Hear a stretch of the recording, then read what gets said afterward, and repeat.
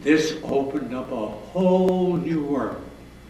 Now remember, this is the 30s, a whole new world. There were 1,400 students, all of English background, except the two of us.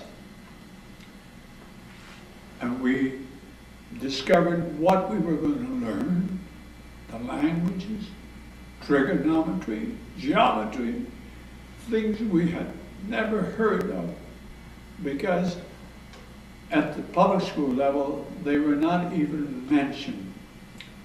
And we enrolled and went there. And we had to walk back and forth, so we took lunches. And we began to get our bearings in this new community.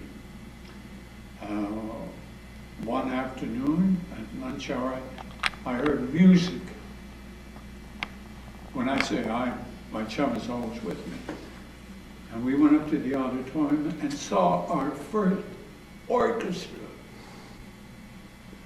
Now these beginnings are very primitive in a way, but it shows the different worlds that people lived in. The teachers thought I should ready myself for university. And of course, I didn't even know what a university was. So I began to study for a university. I knew I would have to pay.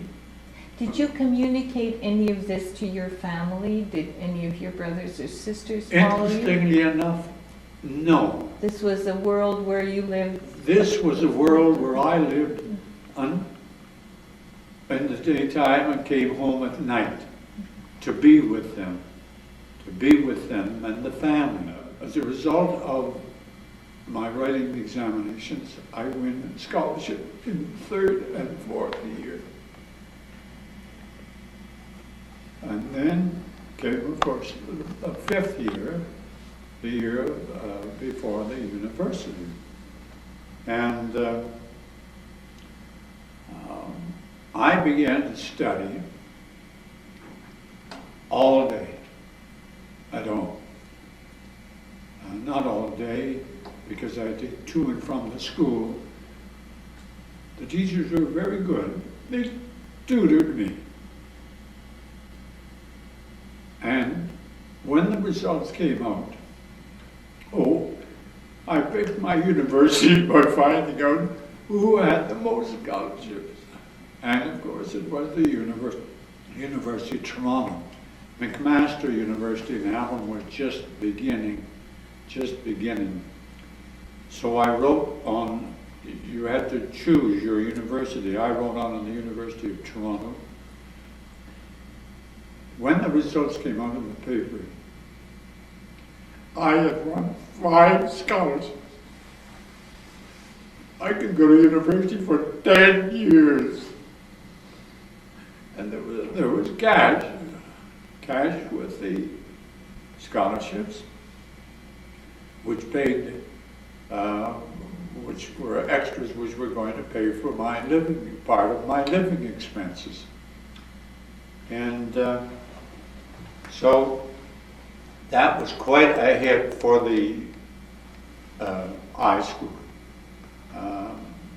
There were 4 of the top scholarships given up for Ontario, and I was one of them. So I've always been thankful that I was born bright, but I also worked very hard. I studied and studied and studied. What kind of I was a general practitioner by myself, and because I had been very good at the law school, there was nothing I couldn't tackle, and sort of became an expert in what my client needed. Who were your clients? Where did they come from? Mostly, a great many of them were of Ukrainian origin. Now, in the meantime, while at university, I am establishing contacts within the Ukrainian community. I am going to their church service. I take the bus with them when the choir and the clergyman, the priest, came to Hamilton to have a service. And I am learning Ukrainian very rapidly because of my Ukrainian clientele. And it is a regrettable fact of life that often one is judged not by what can do or what one has in his head, but what comes out at the end of the tongue. And I have always been very sympathetic to people who arrive in Canada and who have to struggle with another language. At university, at high school, I learned English, French, German, Latin, but not Ukrainian. I was fluent in all of those, could read in all of those. I bought Ukrainian newspaper that were published. I had accepted that I was going to be a lawyer.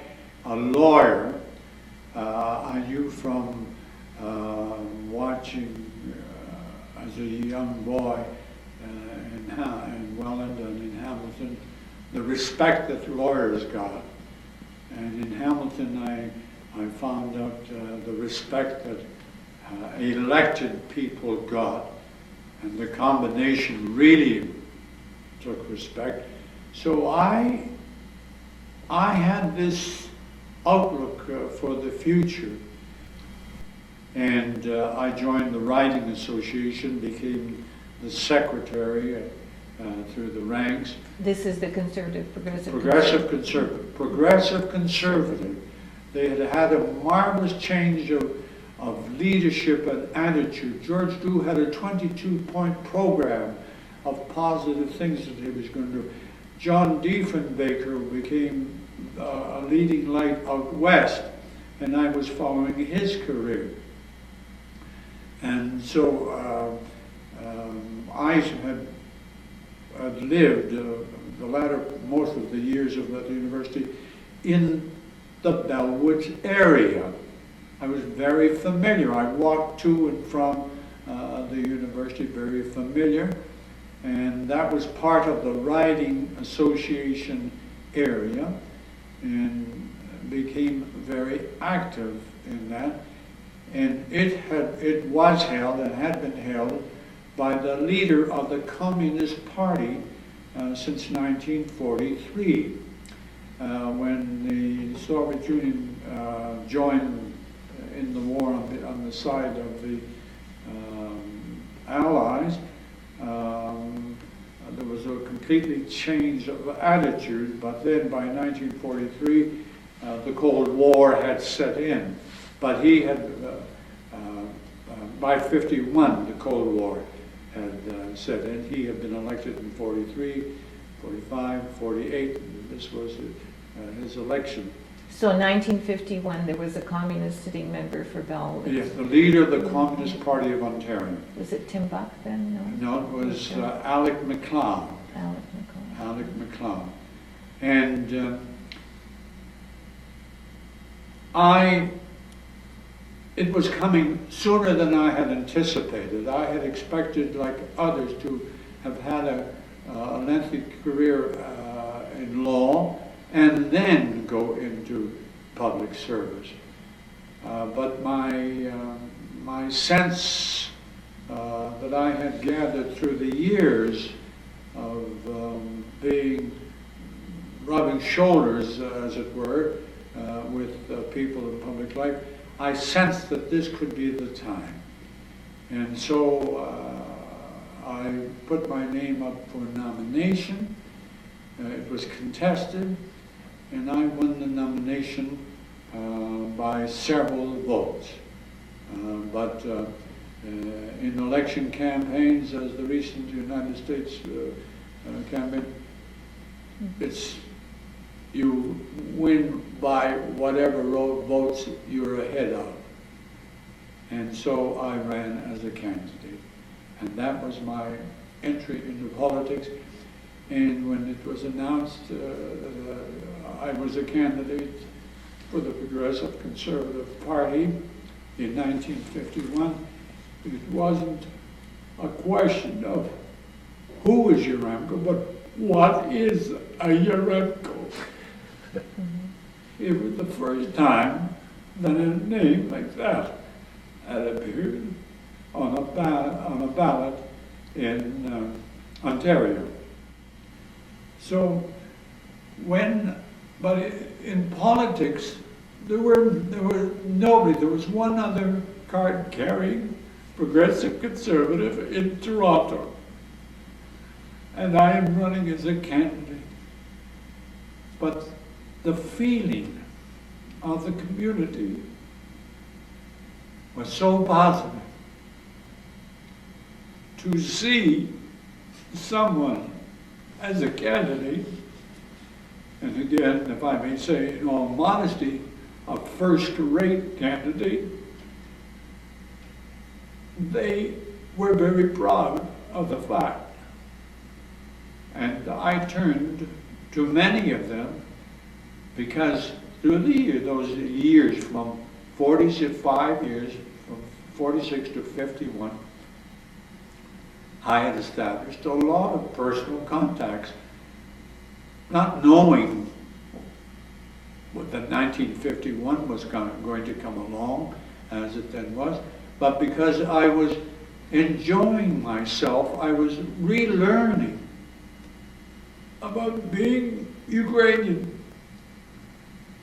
And because I no longer have all of the requirements of university learning, and I began to learn about the history and was horrified at the 1,000 years that the Ukrainians lived through. Unbelievable. Because I have grown up in the British tradition, British parliaments, the British democracy, all of the things that they had developed through the century for their people. I couldn't even see a map of Ukraine. I had the roughest idea. It was only because of the capital of Austro-Hungary that I found out where Chernihiv was, and I knew roughly. But when I looked at a map and saw there was a place called Lemberg, another map that had LVOV, Lvov, where's Lviv? And then I began to put the pieces together and see what happened to the Ukrainian lands through the years, magnificent lands. In this your rediscovery of Ukrainian history, did you have anybody as a kind of mentor, or was this something you did completely on your own? Almost by osmosis from people, because I didn't attend any formal thing, but it was by osmosis, and between the leadership of the ones that came 100 years ago to Toronto, which we celebrated recently. Incidentally, I chaired the dinner, 1951 dinner at the Royal York Hotel, which celebrated the 60th anniversary of the coming, and that of course put me really in the limelight so far as the Toronto and outside Ontario community generally was. I had established myself as a very active Canadian of Ukrainian origin. Still very active, and this is not an easy way to be, to live in two different cultural communities at the same time, and to take leadership in both communities. because I knew as much about the British traditions as anybody who'd been in England from 1066, because as a lawyer, a basis of our law is the common law, which stems from there. So I had the parliamentary experience and the legal experience of this. And then when I saw how a great people, a great culture had been literally deprived through their days, and I was to discover that in latter life, the fact that they were wonderful farmers and but the city life, where university life, educational life, those things were beyond the dreams of generations of people of Ukrainian origin. And I felt very strongly about this because I realized what the opportunity that had been given to me in Canada, what it enabled to me, because I saw many who didn't take advantage of it, or who didn't have the ability, or were handicapped in some way of taking those advantages. So I am learning all this, and it's fascinating. It is really fascinating. To me, the most amazing thing was that in spite of depredation, in spite of this having no ability, the Ukrainians clung to being Ukrainian through centuries. They didn't lose their identity, and they were very proud of it, and of the customs which are carried on by us in a different way. And I have no difficulty being Canadian to the core and being Ukrainian to the same core. I mean, I have no difficulty with this. In fact, I find it very satisfying to share this. And all this has come to me in the latter,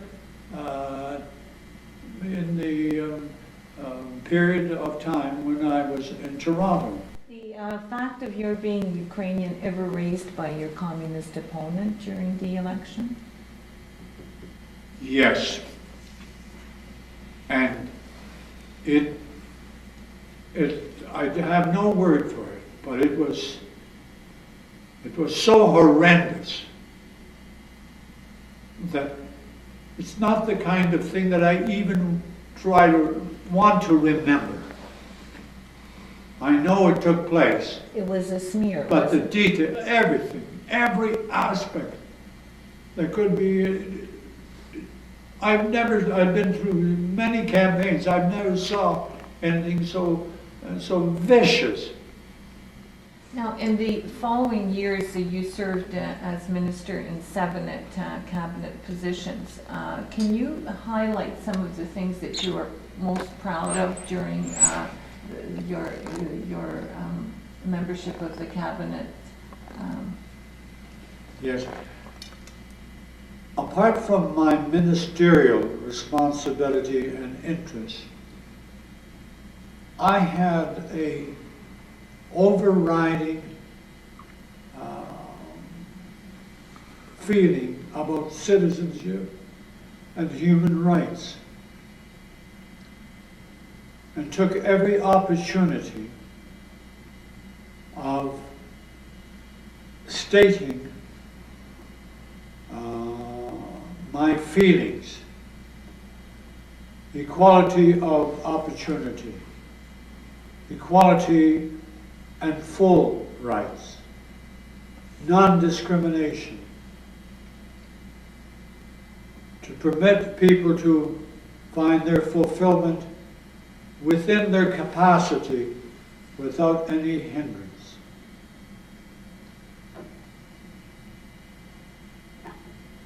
As a result, when I became provincial secretary, the government added to the office of provincial secretary, which I became my first portfolio, the Department of Citizenship. And we could do everything except grant citizenship. And we provided all of the means, or many of the means, by which people were able to become full and good citizens.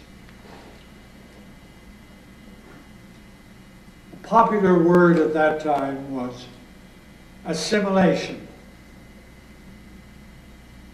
It seemed to a great many people that those who